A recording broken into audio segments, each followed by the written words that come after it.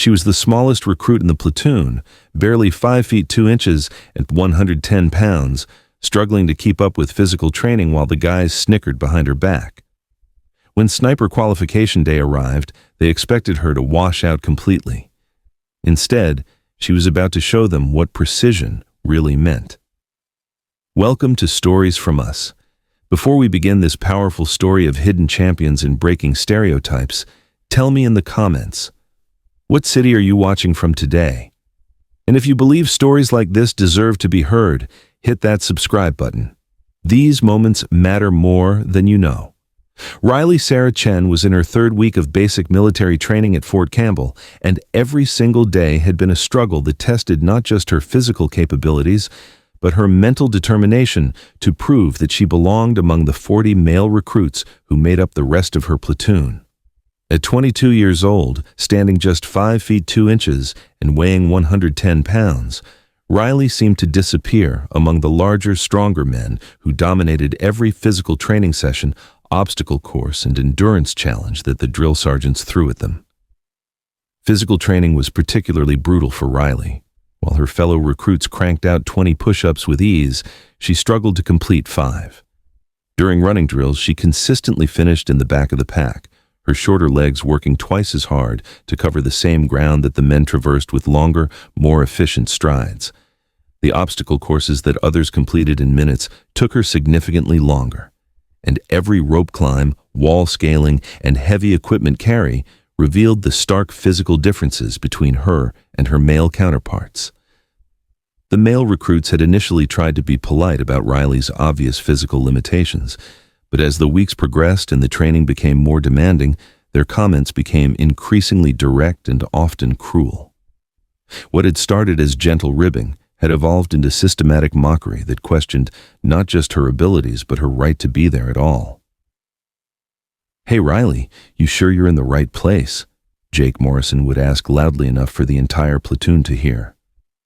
Jake was one of the strongest recruits, a former college football player who seemed to excel at every physical challenge with minimal effort.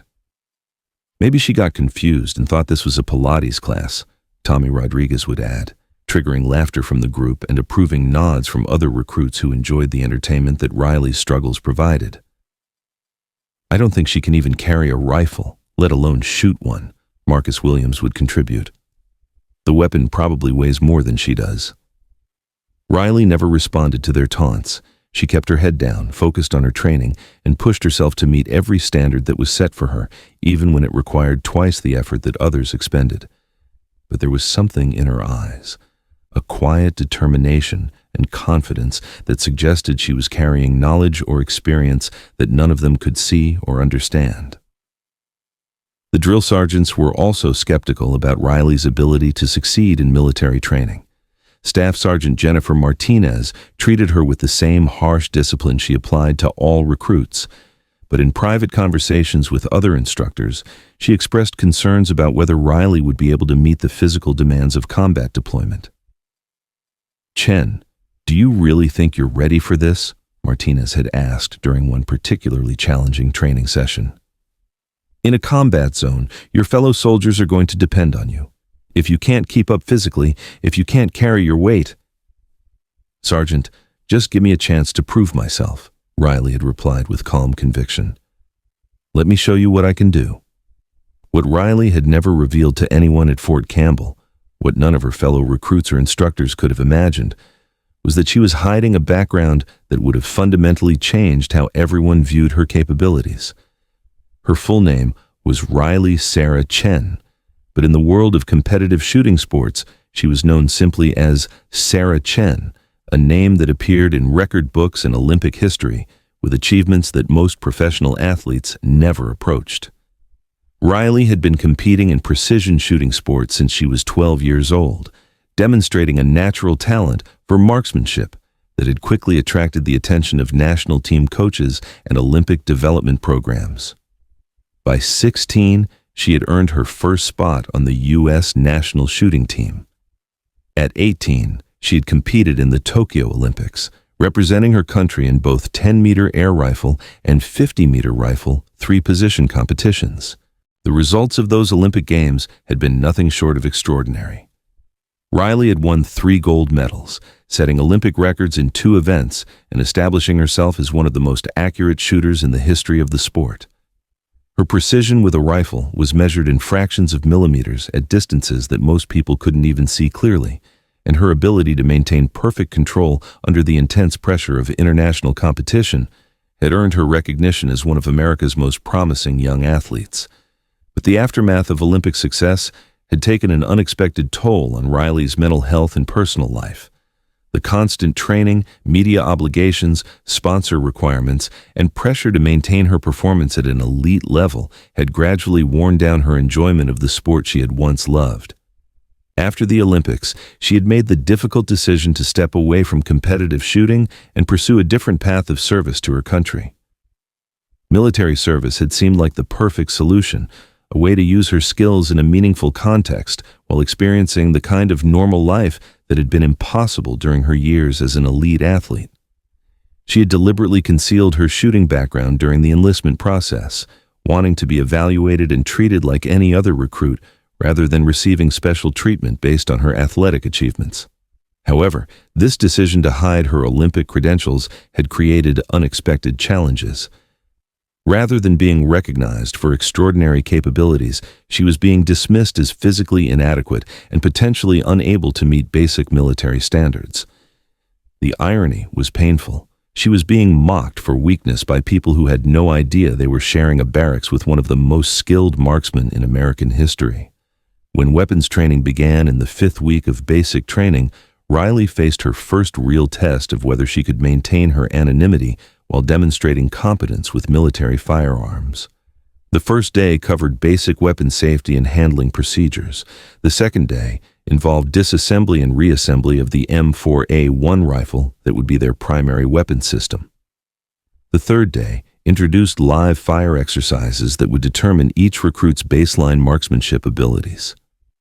For Riley, the most challenging aspect of weapons training wasn't technical knowledge or shooting accuracy.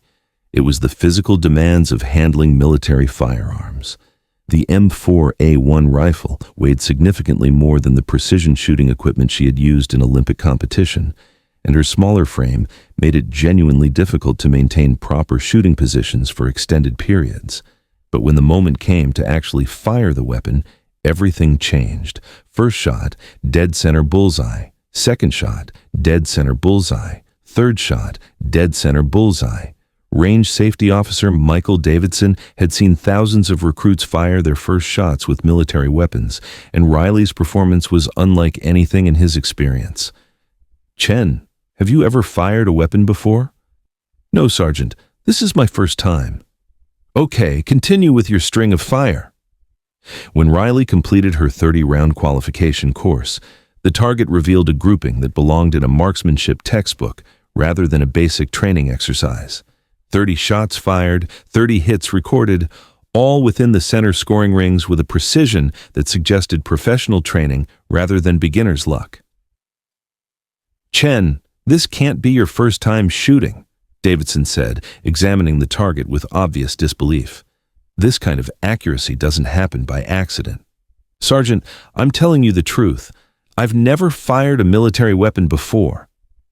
The male recruits who witnessed Riley's shooting performance were stunned, but they quickly developed explanations that preserved their assumptions about her capabilities.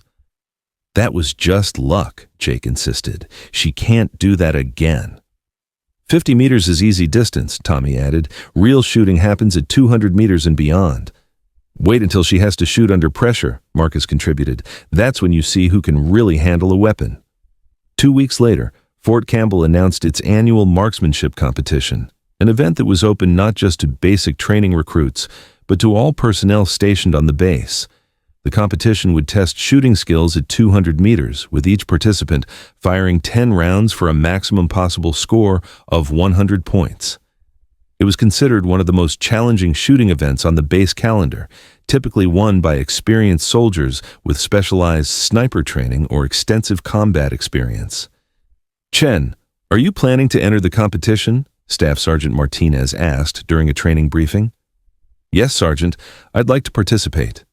The announcement that Riley intended to compete triggered immediate laughter and commentary from her fellow recruits. Riley, this is serious competition, Marcus warned. You'll be going up against professional soldiers, people with sniper school training and combat experience. 200 meters is a long way, Jake added. You can barely see the target at that distance, let alone hit it consistently. Maybe you should reconsider, Tommy suggested. You don't want to embarrass yourself in front of the whole base. Riley listened to their concerns with the same quiet patience she had shown throughout her training, but she completed her registration for the competition without wavering from her decision.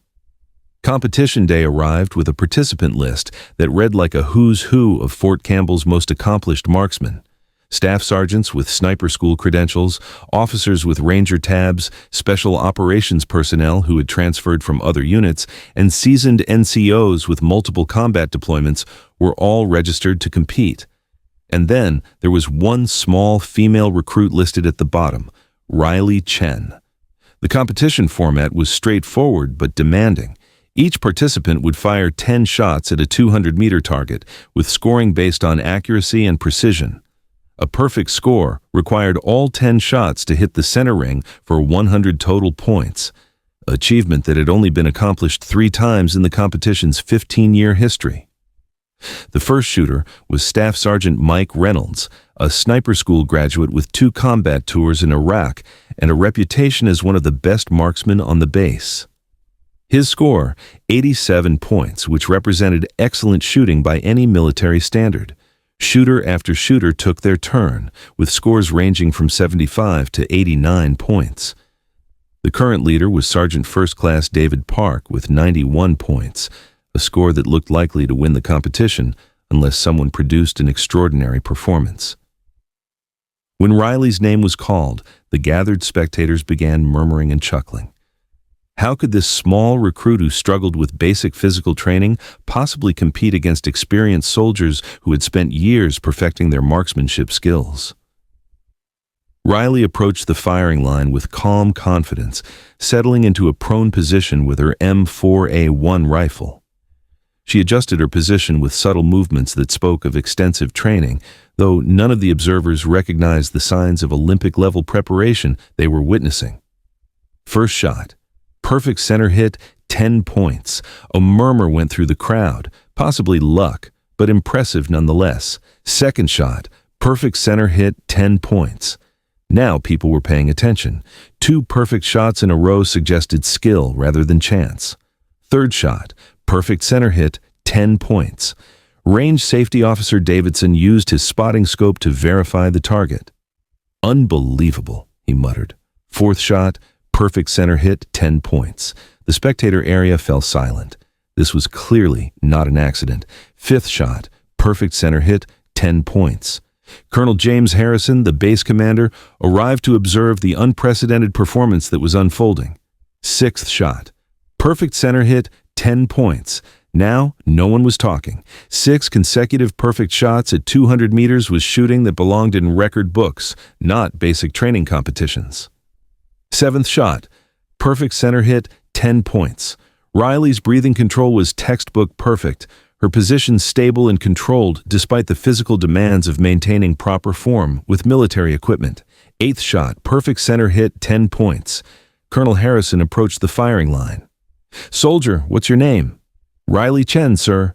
Ninth shot, perfect center hit, 10 points. 1 shot remained. A perfect score of 100 points had never been achieved by a basic training recruit in Fort Campbell's history. 10th shot, perfect center hit, 10 points. Total score, 100 out of 100. Perfect score. The spectator area erupted in applause and amazement. Not only had Riley achieved the first perfect score in the competition's history, but she had done it as a recruit who was being mocked for her supposed inability to handle military requirements. Colonel Harrison approached Riley as she cleared her weapon and stood. Chen, that performance was extraordinary. I've never seen shooting like that from anyone, let alone a recruit. Who are you, really? Riley realized that her secret was no longer sustainable. The performance she had just delivered would inevitably lead to questions that she couldn't answer without revealing her background. Sir, my name is Sarah Chen. I won 3 gold medals in shooting sports at the Tokyo Olympics. The silence that followed was complete. Everyone present understood that they had just witnessed an Olympic champion competing under an assumed identity, hiding her world-class abilities while being dismissed as inadequate by people who had no idea who they were talking to. Jake Morrison was the first to approach Riley after the revelation. "Riley, Sarah, I'm sorry. We didn't know who you were." "You don't need to apologize, Jake. I wanted to be treated like everyone else. I wanted to earn my place here based on who I am as a soldier, not what I accomplished as an athlete."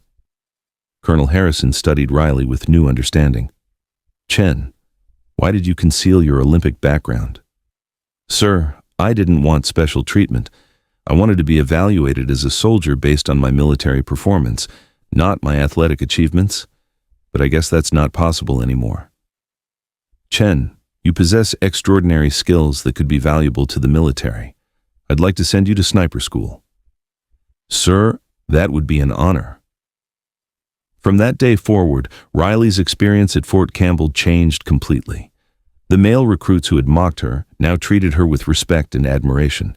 She, in turn, helped them understand that strength comes in many forms and that assumptions about capability based on appearance are often completely wrong.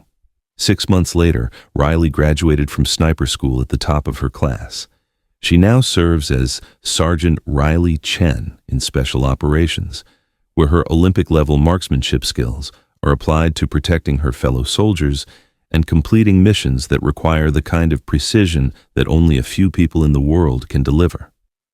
And she remains the same humble, hard-working soldier she always was, just now with the recognition she had earned but never sought.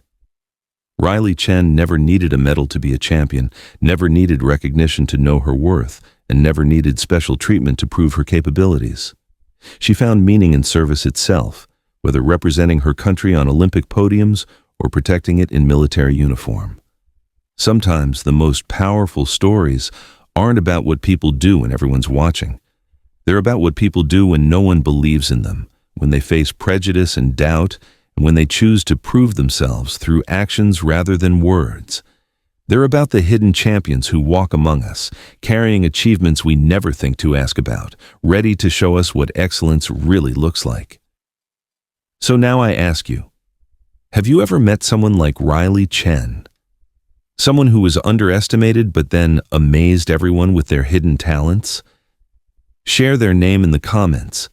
Tell us how they taught you about the danger of assumptions, the power of persistence, and the strength that comes from proving yourself through performance rather than promises. Thank you for watching. If this story moved you, subscribe to help us honor the hidden champions who deserve to be remembered. We'll see you in the next story.